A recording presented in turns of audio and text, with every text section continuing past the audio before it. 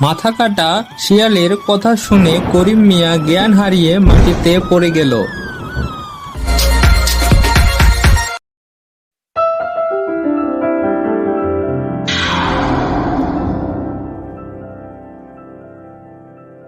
দিনমজুর করিম মিয়ার কাজ করতে করতে অনেক রাত হয়ে গিয়েছিল।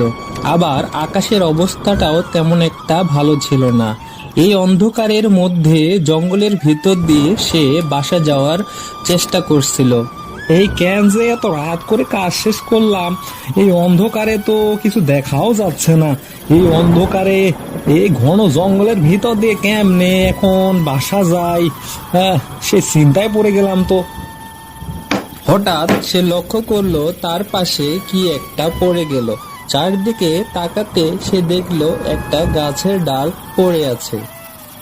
তাড়াতাড়ি হাঁটতে হবে, এই ঝড়ের রাতে গাছের ডাল যদি একবার মাথায় এসে পড়ে তাহলে আর বাঁচতে হবে না, ধবনীরা ওইখানেই সাঙ্গ হয়ে যাবে। করিম মিয়া এবার আরো দ্রুত গতিতে হাঁটতে শুরু করলো। কিছু দূর হাঁটার পর তার মাথার সামনে আরো একটা ডাল ভেঙে পড়লো। কি হচ্ছে এটা? খুব যে একটা বাতাস তাও তো না, কিন্তু গাছের ডালগুলো ভাঙতেছে কেমনে? হঠাৎ তার কানে আসলো পিশাচের পৈশাচিক হাসি। হাসিটা কোথা থেকে আসতেছে সে দেখার জন্য চারিদিকে তাকালো। কোথাও তো কেউ নেই, কাউকেই তো দেখতে পাচ্ছে না, তাহলে হাসতেছেটা? একটু পরে তার সামনে এলো এক মাথা কাটা শেয়াল। ওরে বাবা, এটা আবার কে? শিয়ালের মাথা দেখি কাটা, ভূত নয় তো আবার? তুই অবসর রাতে এখানে কি করিস? যা ভালো হয়েছে এসেছিস।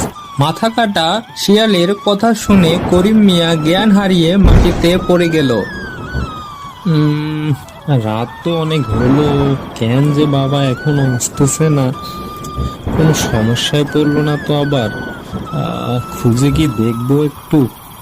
আচ্ছা যাই, একটু খুঁজে দেখি গিয়ে পাই কিনা।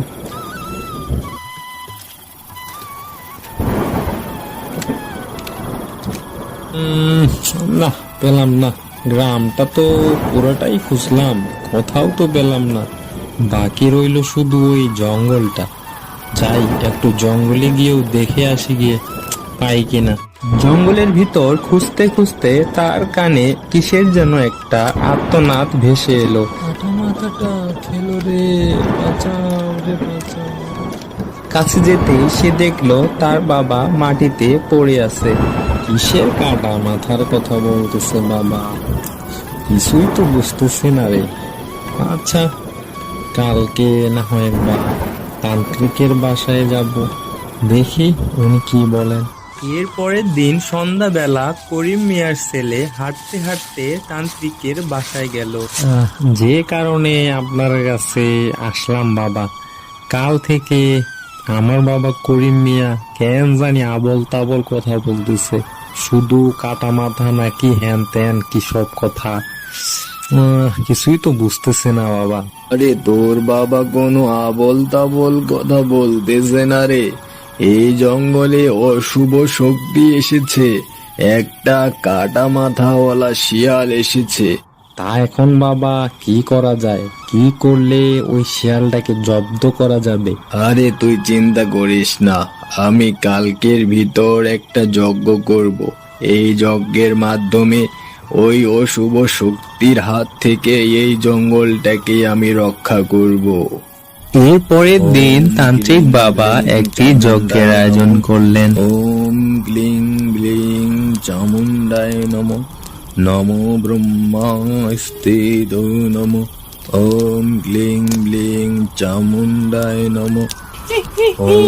যজ্ঞটিকে বিনষ্ট করার জন্য মাথা কাটা শিয়ালটি বিভিন্ন ছলচাতুরি শুরু করল। এই তান্ত্রিক, এবার তুই মরবি। কিন্তু তান্ত্রিক বাবার শক্তি এতই বেশি ছিল যে কিছুক্ষণের মধ্যেই সেই মাথা কাটা শিয়ালটি ভয় পেয়ে সেখান থেকে অনেক দূরে পালিয়ে গেল। ওরে বাবা, কি ভয়ঙ্কর তান্ত্রিক রে বাবা, পালাই। না পারলে তো দেখতেছি জীবন নিয়ে সংখ্যায় পড়ে যাবো রে বাবা। যাই, যত তাড়াতাড়ি পারি জোরে দৌড়াই।